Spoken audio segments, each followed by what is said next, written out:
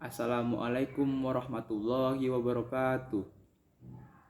Baik, di sini nama saya Hadi Imam Maulana dari kelas 1B ingin menjelaskan materi Pancasila dengan judul Pancasila dalam konteks sejarah perjuangan bangsa Indonesia.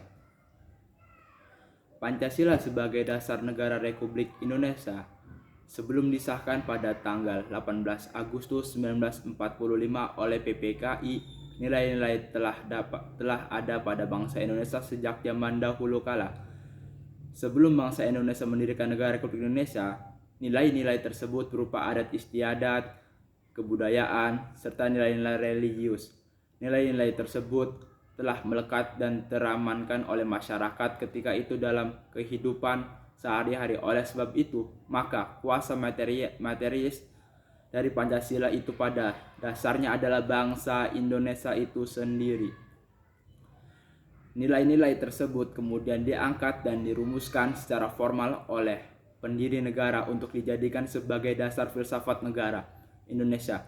Dan proses perumusan materi Pancasila secara formal tersebut dilakukan melalui proses berbagai sidang mulai sidang BPUPKI pertama, sidang panitia 9, sidang BPUPKI kedua yang didirikan dengan disahkannya Pancasila secara yuridis sebagai dasar filsafat negara Republik Indonesia. Untuk memberikan gambaran Pancasila dalam konteks dengan sejarah perjuangan bangsa dapat dijelaskan secara singkat jalannya sejarah tersebut sebagai berikut. Pada zaman Kerajaan Kutai pada tahun 400 Masehi dengan rajanya Mulawarman berserta masyarakat ketika itu telah memberikan sedekah kepada masyarakat Brahmana dan para Brahmana telah membangun yupa, tiang batu sebanyak 7 buah sebagai tanda resmi kasih kepada raja yang dermawan. Hal tersebut menggambarkan bahwa nilai-nilai sosial, politik, dan nilai ketuhanan sudah ada sejak zaman kerajaan.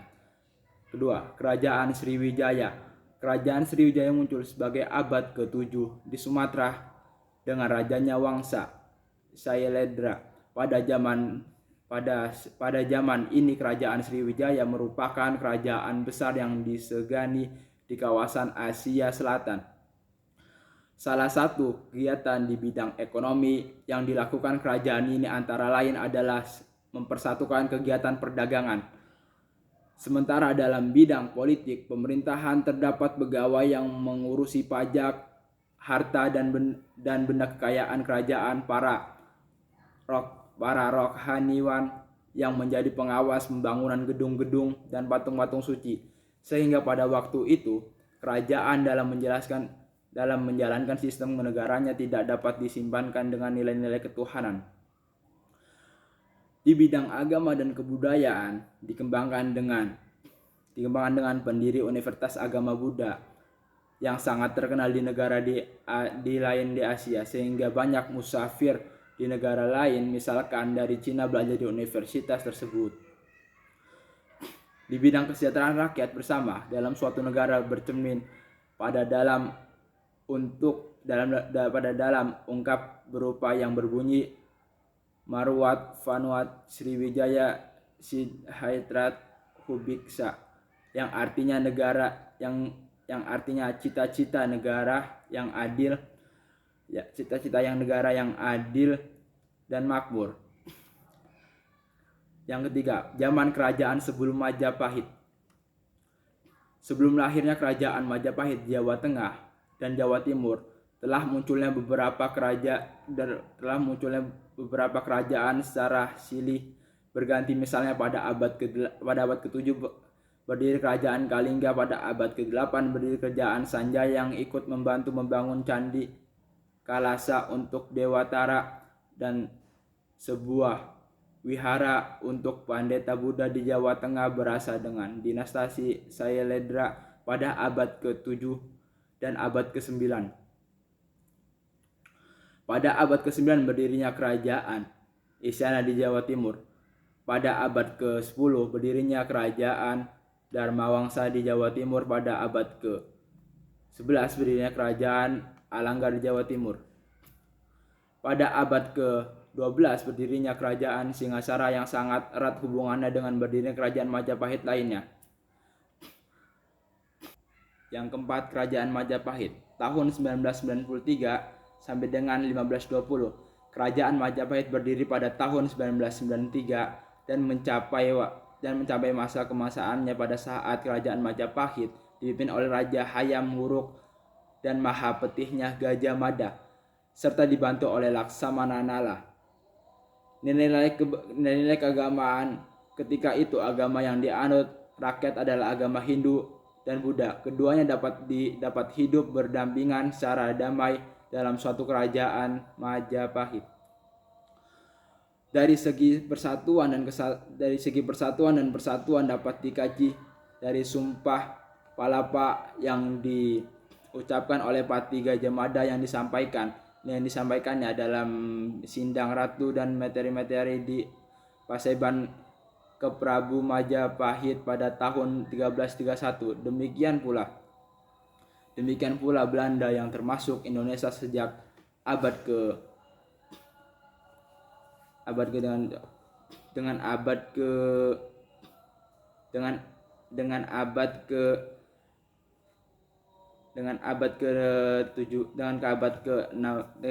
ke-16 dengan VOC-nya, Company telah melakukan pelaksanaan bahkan sejak abad ke-17. Belanda makin meningkatkan kekuasaannya di seluruh Indonesia. Dengan kondisi yang demikian, maka perlawanan rakyat pun terjadi sebagai wilayah Nusantara yang antara lainnya pada tahun 1817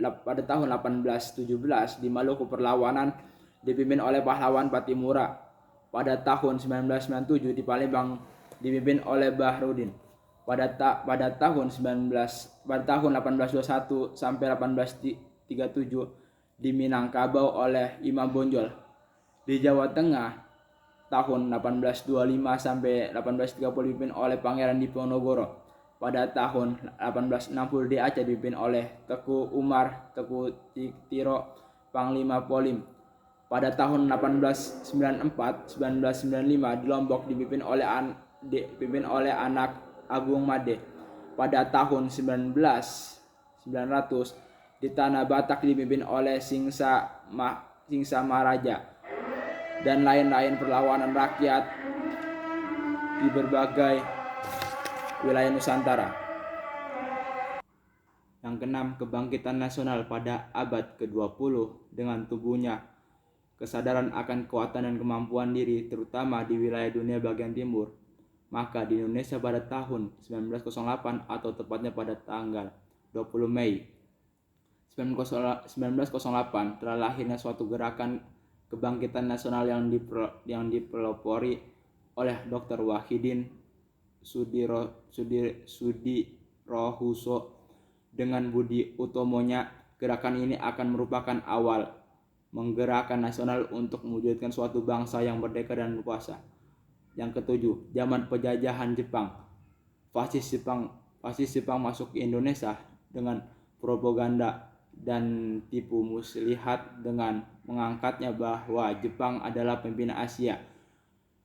Jepang saudara tua Indonesia dan lain-lain, yang tujuannya yang tidak lain untuk memperoleh simpati dari rakyat Indonesia ketika itu. Namun ketika Jepang berperang melawan negara Sekutu Barat yang terdiri dari Amerika, Inggris, Rusia, Perancis, dan Belanda, nampak Jepang semakin terdesak. Kemudian sebagai usaha untuk mendapatkan dukungan bangsa Indonesia ketika itu, maka pemerintah Jepang seolah bermurah hati kepada rakyat Indonesia, yaitu dengan memberikan janji untuk kemerdekaan bangsa Indonesia. Kemudian yang ke-8, masa sidang BPU PKI dilantik 28 Mei 1945 dengan tugas pokoknya adalah melakukan penyelidikan terhadap usaha-usaha persiapan kemerdekaan Indonesia. Untuk tujuan tersebut, maka dibentuk beberapa panitia kerja sebagai berikut. 1. Panitia perumusan dengan beranggota sebanyak 9 orang. diketahui oleh Insinyur Soekarno, tugasnya adalah merumuskan naskah rancangan pembukaan Undang-Undang 1945. Yang kedua, panitia perancangan Undang-Undang Dasar yang diketahui oleh Insinyur Soekarno. Selanjutnya dibentuk panitia kecil yang diketahui oleh Profesor Dr. Soepomo. Yang ketiga, panitia ekonomi dan keuangan yang diketahui oleh Dr. Andes Muhammad Hatta. 4. Panitia pembela tanah air yang diketahui oleh Abi Konso Cikro Suyoto.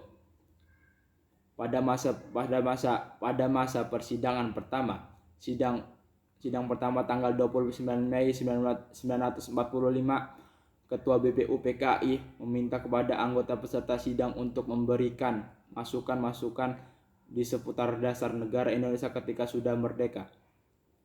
Dan tokoh pertama yang ditampilkan oleh menyampaikan konsep dasar negara yang sidang ini oleh Muhammad